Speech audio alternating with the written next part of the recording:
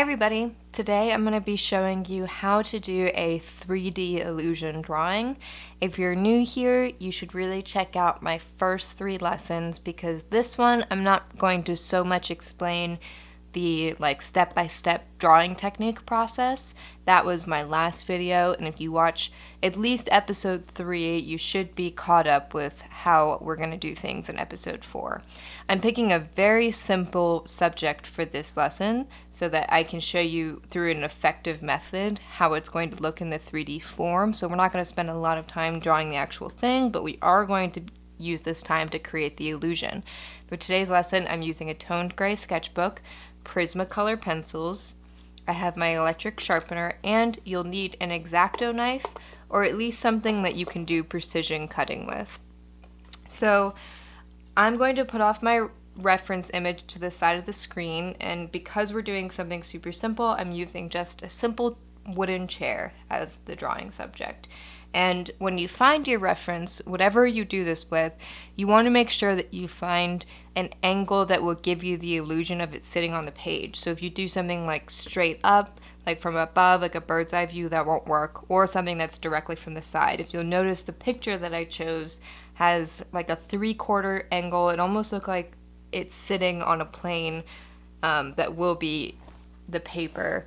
And it's hard to explain until after we do the illusion, but anything you choose, I'll go ahead and put some of my past ones up. You'll notice that they kind of look like they're standing on the page, and all of these images that you're seeing are flat, like I'm taking the picture straight above, but the illusion that we've created is that it's standing on the paper. So you just want to make sure your reference image lends itself to this technique. We're going to go ahead and get started. And remember, we picked something super simple. I have a reference image up just to make this process go quicker. I probably could have drawn a chair from memory. But I figure why not, just so other people will know to use a reference, especially if you can't visualize it in your head. I use a reference for a lot of stuff that I draw. So we're going to start by, and you want to make sure you draw this in the middle of your page, because if you draw it too close to the edge of your page, you won't have enough room to create the illusion. And we're going to use that same technique we did in the last video. Just, I know I'm not sketching it little by little like I did last time. That's how I would normally go about this, but I just want to show you how to do this paper trick. And so this is a tutorial for that. Please watch my drawing tutorials if you want more technical skills on how to draw.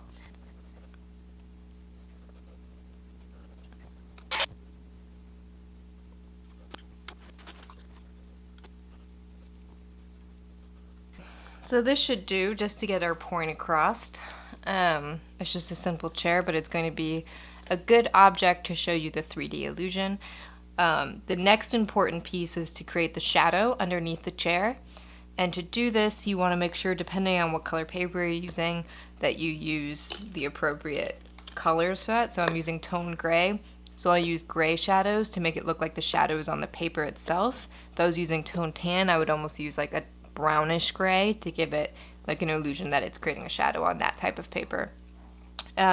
If you need help figuring out what color shadow to do or how shadows work on the page, simply use an object in real life. So I'll take, for instance, one of these batteries for my camera, and you'll notice like how it's darker towards the base of the object and it kind of falls off, and this is that color gray that we're going to try to get with that like faded sort of look. And I have multiple light sources for filming, but a lot of times I'll use like a single source light if I'm taking, like I've done a glass ball as a dragon ball for one of these, and I used a real marble, took a picture of that first just to make sure I got the most accurate looking shadow with the light going through it as possible.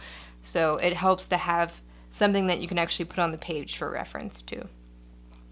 Okay, so we're going to create that shadow. For the chair, it's, you know, that square-shaped shadow underneath, just going from foot to foot, is kind of like the base of our shadow.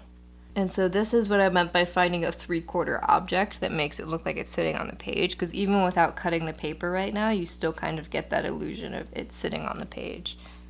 And we're going to fade out that shadow, because shadows don't, unless you have a really harsh light source, your shadows usually have like a soft edge to them.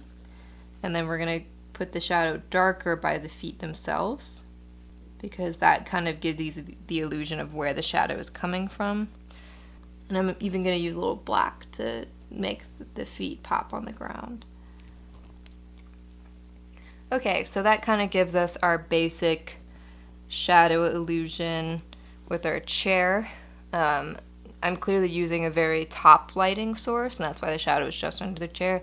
If the lighting was coming from the side, the shadow could cast off to the side. It's however you want to do it. I'm just doing the most basic representation of this illusion just so that you understand how it works, and then you can do whatever object and whatever light source you want to do.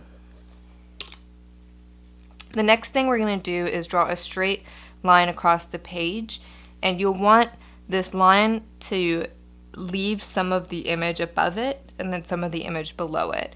And you kind of base it on your plane that you've created. So knowing how this is sitting, the edge of the paper, if I put the line very close to the legs, I don't think it would read as well because we're looking at it almost like it's sitting on a floor, like a room. So I'm going to do my line a little farther up. So I'm going to do my line. I don't want to line it up right with this part of the chair because it's going to be a weird place to cut it with that chair line. It'll almost look like it's cut off. So either I'm going to go above that line or below. And I think for this specific illusion, I'm going to go slightly below that line. So I'll go ahead and make my mark. You know, I changed my mind. I actually think it'd be cool to have some of the cutout inside the chair, so we're going to change that. Okay, so now I'm going to take my X-Acto knife. I'm going to take the page from my sketchbook so that I don't cut what's underneath it. And I tend to use, for my cutting, I tend to use the back cardboard piece. You'll notice like a lot of my sketchbooks have cut lines in the back because I'll do stuff like this on it. For these outer edges, if you're not comfortable with the X-Acto, you can use a scissor, but you'll need the X-Acto when you get into the smaller areas. And of course, this illusion doesn't need the cutout necessarily. You could totally just color the top of the page to give it that illusion if you didn't want to cut the paper, but this seems to be a fun and effective way to just place the drawing anywhere to give yourself that illusion. Obviously, it just takes more time if you're going to... At that point, it's just perspective drawing. But this is just a fun little technique, and I utilize it often because you really can like put all your energy into the object itself and less into the background necessarily by doing it this way.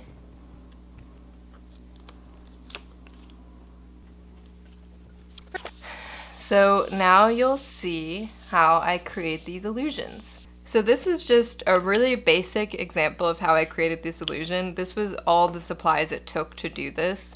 Just a few color pencils, an X-Acto knife, and the paper. You can do this obviously on any color paper. Like I've stated in the past, I just prefer to work with toned gray and toned tan paper. It's a really fun little trick. You can get as detailed with it as you want. It can also just be this simple, and it gives yourself like an effective way to do like a fun 3D illusion. I hope that this helped, and I pulled back the curtain a little bit on one of the tricks that I use, and I'm happy to keep doing that. If you have any suggestions for more things that you'd like me to show you, I post art to my Instagram and to my Facebook page. You can look through that and find sketches that you want to learn how to do. Thanks for tuning in. I hope this tutorial was helpful. Subscribe for more art lessons and body art videos, and I'll see you next time.